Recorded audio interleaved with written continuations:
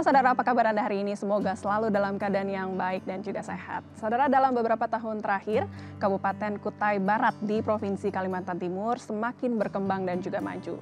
Nah, hal ini bisa terlihat dari meningkatnya pembangunan infrastruktur yang merata, bahkan pertumbuhan ekonomi di kabupaten ini terus mengalami peningkatan yang signifikan. Nah, hal ini tentunya juga bisa memberikan dampak yang positif pada kesejahteraan masyarakat Kutai Barat. Lantas bagaimana tingkat kesejahteraan masyarakat Kutai Barat dan apa saja program dan juga inovasi yang dilakukan oleh pemerintah Kabupaten Kutai Barat? Kita akan bahas selama 30 menit ke depan bersama dengan saya Melisa Gadasari hanya di Bincang Kita.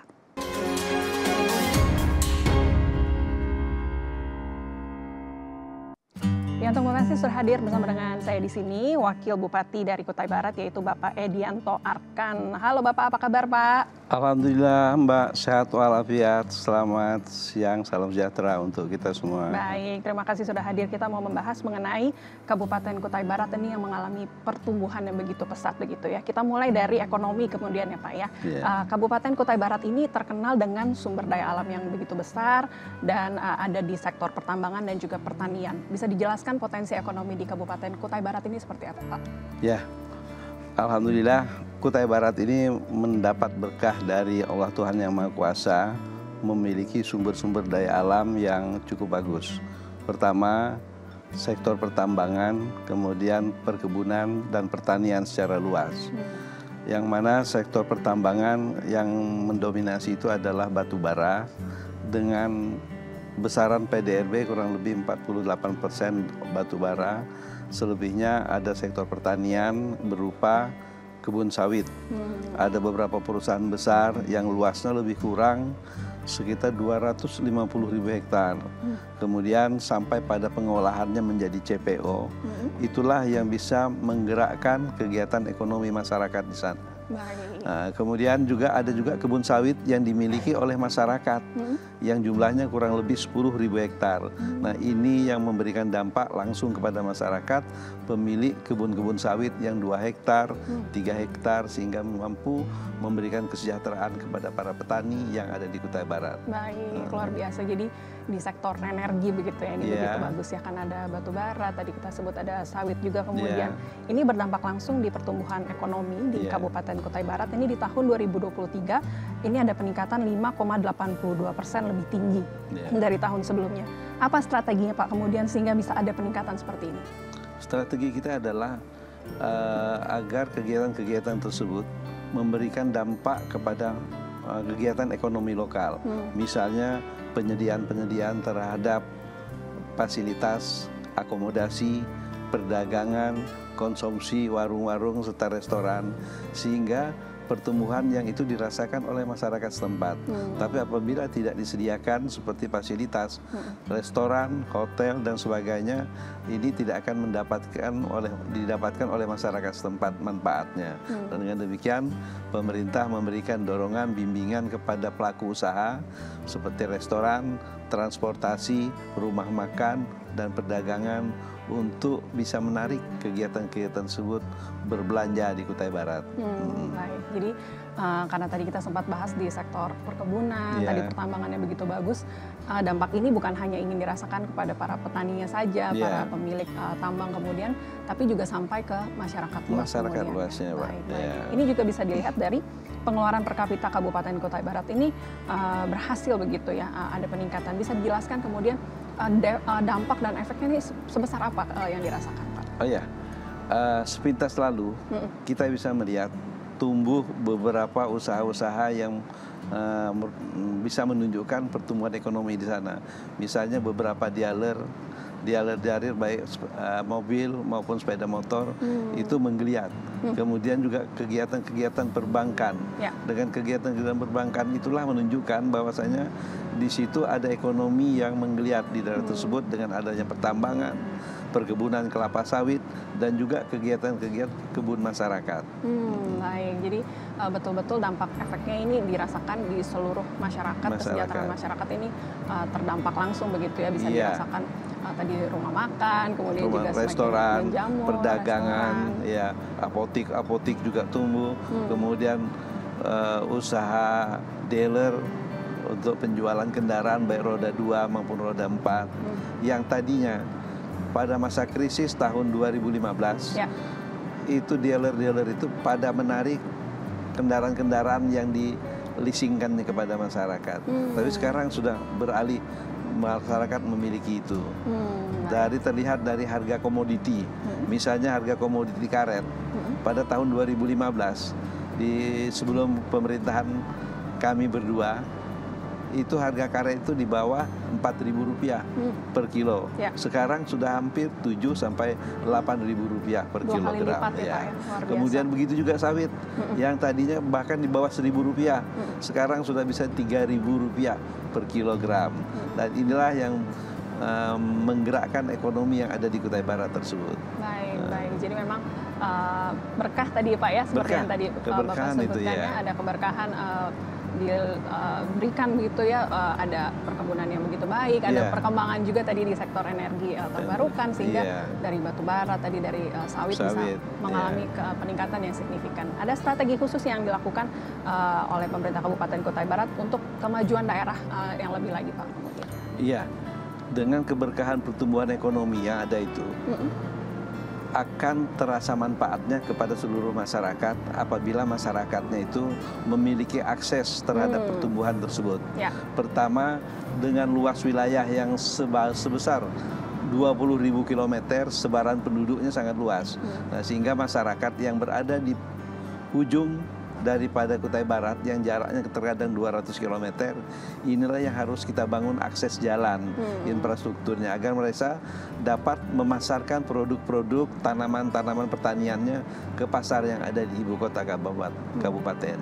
Ya, dengan pemerintahan kita selama 9 tahun sudah terbangun jalan-jalan yang menghubungkan konektivitas dari kampung sebagai sentra produksi itu untuk memasarkan hasil pasarnya baik berupa buah-buahan, pertanian dan perikanan ke ibu kota kabupaten. Kita tahan dulu Pak ya, karena ini kita mau bahas nih Pak ya mengenai pembangunan akses yang begitu luar biasa. Ada target ini 1.500 km kemudian. Nanti kita bahas ya Pak ya mengenai hal ini, tapi kita jeda sebentar. Jadi ada jangan kemana-mana, kami akan lanjutkan perbincangan kami tetap di Bincang Kita.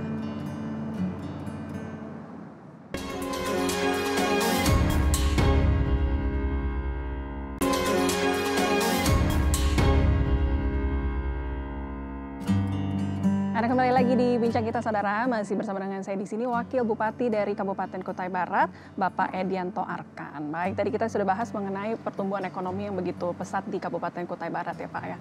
Kita mau masuk ke dalam pembangunan infrastruktur, kita mau melihat ini ada target di tahun 2023 ini sudah tercapai targetnya 68,7% dari total panjang jalan kabupaten 1.523 km atau sepanjang 1.046,6 km.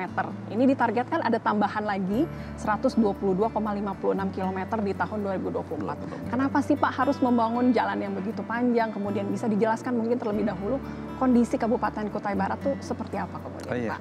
Baik, terima kasih. Mungkin Kutai Barat ini suatu hal yang menarik karena kabupaten yang cukup jauh dari ibu kota provinsi. Jaraknya dari ibu kota provinsi Kalimantan Timur Samarinda itu lebih kurang 320 km. Ya, jadi ibu kotanya itu bernama Sendawar. Ibu kota Sendawar ini memiliki desa-desa terluarnya, terpinggirnya itu sampai 200 km lagi. Nah, sehingga mengapa kita fokus juga pada pembangunan infrastruktur, karena kita melihat terjadi disparitas yang begitu jauh antara ibu kota kabupaten dengan kampung dan desa-desa yang ada di bagian terluar yang jaraknya 200 km. Kita melihat pembangunan yang dari ibu kota kabupaten itu sudah cukup bagus, misalnya kesehatannya, pendidikannya, keuangannya, dan sebagainya. Tapi masyarakat kita yang berada di kampung itu untuk mengakses rumah sakit kesulitan karena jalannya adalah jalan tanah yang di saat musim hujan mereka tidak bisa mengunjungi rumah sakit tersebut. Makanya kita berkeras hati di dalam misi kita pembangunan infrastruktur untuk bisa memeratakan pembangunan kepada seluruh masyarakat yang di Kutai Barat. Memang pembangunan pada tahun 2024 akan ditargetkan tambahan 122,5 km. Sehingga dari 1.500 km mungkin masih sedikit lagi yang belum terbangun 2024 yang merupakan kelanjutan dari pemerintahan yang akan datang. Pembangunan jalan yang kita buat itu adalah pembangunan jalan yang permanen berupa rigid beton yang biayanya tidak murah. 1 kilometer itu sekitar 6 miliar. Nah, jadi itulah. Namun walaupun mahal, kita ingin membangun itu yang sifatnya permanen, mungkin bisa tahan 20 tahun, tidak usah diperbaiki lagi, sehingga masyarakat dapat merasakan manfaatnya secara langsung.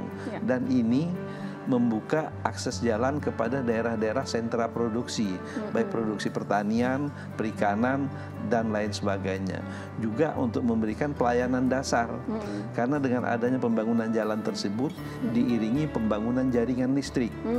Karena di awal-awal dari 190 kampung yang kita miliki, itu hanya 40-50% yang baru teraliri listrik. Tapi dengan kita membangun jalan yang ada, PLN bersama kita membangun jaringan ke jalan-jalan yang baru kita bangun tersebut.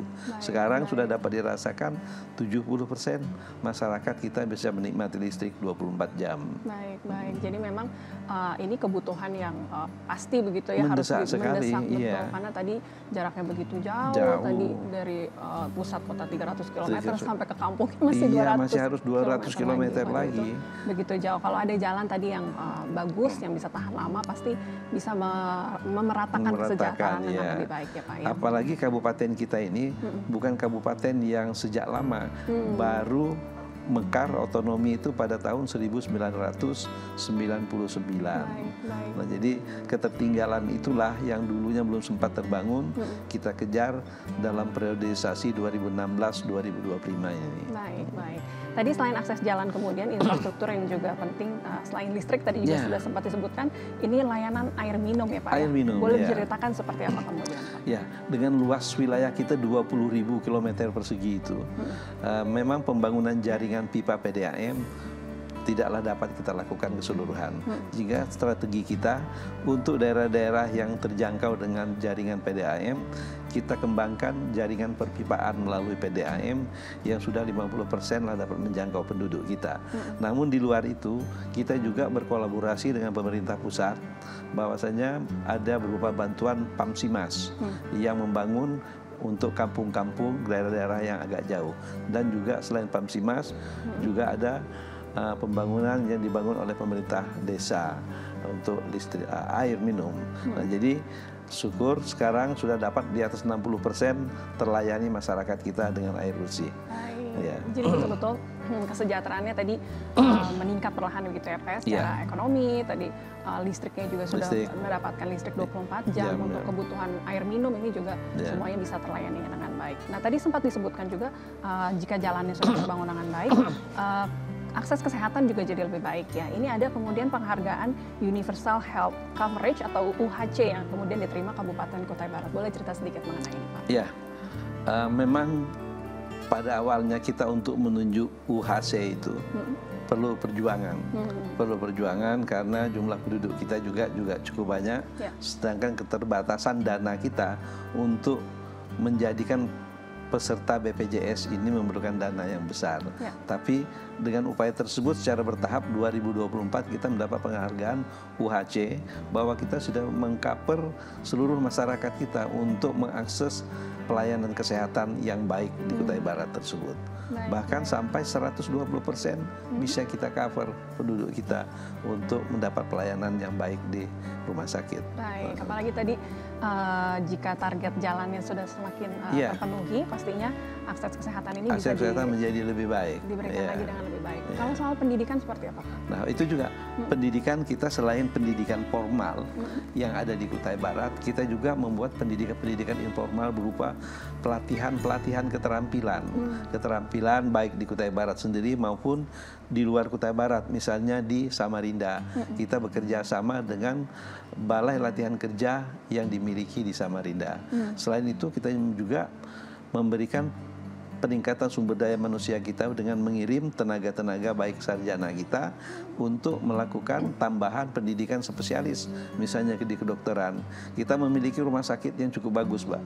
Kemudian tenaga dokter kita yang belum spesialis kita lengkapkan ke luar daerah, seperti ke beberapa universitas yang ada di Indonesia ini dengan beasiswa. Baik, baik. Jadi cukup lengkap kemudian ya Pak ya, mulai dari listrik, tadi akses jalan, kemudian air minum, kesehatan sampai pendidikan, semuanya semoga bisa dirasakan secara merata dan baik oleh masyarakat di Kabupaten Kutai Barat. Nanti kita ngobrol lagi ya Pak ya, ini mengenai industri kecil dan menengah dan juga potensi pariwisata seperti apa ya. Bapak belum cerita, nanti boleh ya dibocorkan seperti apa sih potensi pariwisata di Kutai Barat. Nanti kita akan ngobrol lagi, jadi jangan kemana-mana, tetap bersama kami hanya di Bincang Kita.